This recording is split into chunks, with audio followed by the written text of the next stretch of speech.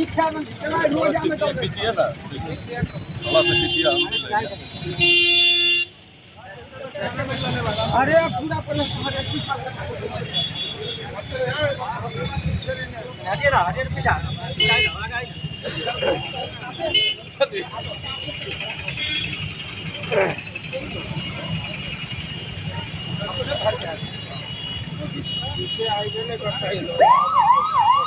और 72 के घंटे के अंदर जो निजी घरों पे या ऑफिस में कहीं भी लोग लगवाए होते हैं उसका हटाए जाने की टाइमलाइन फिक्स है। तो हमारी टीम पूर्व से ही एनसीसी के अनुपालन कराने के लिए टीम गठित है हमारी।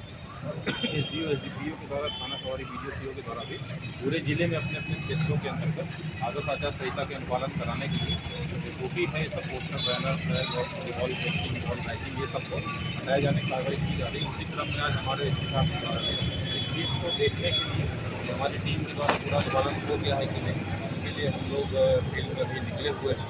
और आप लोगों से भी अपील है, कहीं भी इस तरीके का कोई चुनाव प्रचार की सामग्री कहीं दिखती है आप लोग भी निश्चित रूप से सूचित करें। आप लोगों के माध्यम से मैं सभी मधुबनी जिला वासियों को सूचित भी करना चाहता हूँ कि एक आयोग का सी विजिल ऐप है।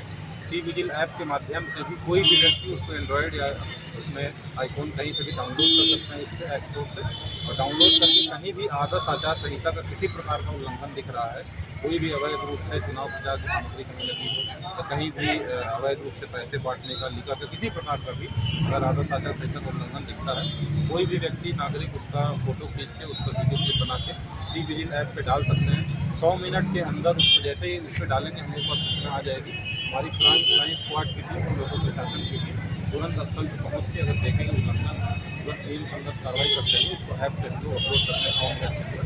मैं आप लोगों के माध्यम से पूरे मधुबनी जिलावासियों को अपील भी करता हूँ इस सी विजिल ऐप का प्रयोग जरूर करें ताकि आदर्श आचार संहिता का अपने जिले में कहीं भी उल्लंघन होने की स्थिति ना पाए। अगर कहीं उल्लंघन हो रहा है तो हम लोग ऐसे लोगों के खिलाफ कार्रवाई करें।